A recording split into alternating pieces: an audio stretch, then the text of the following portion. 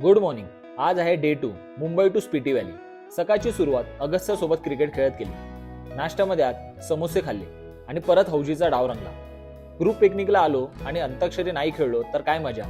आजोबांनी आजीसाठी खूपच रोमॅन्टिक गाणी गायली. संकेत दादा आणि आयाने ताल धरला. फायनली आमची 30 तासाची जर्नी संपली आणि आम्ही चंदीगड स्टेशनला पोहोचलो. अगस्त्य आणि फॅमिलीला बाय बाय करत आम्ही पोहोचलो आमच्या टेम्पो ट्रॅव्हलरमध्ये.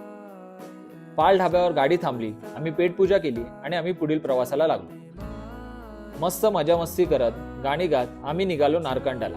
प्रवासाचा थकवा होता पण आपण स्पिटीला जाणार आहोत याची एक्साइटमेंट खूपच जास्त होती.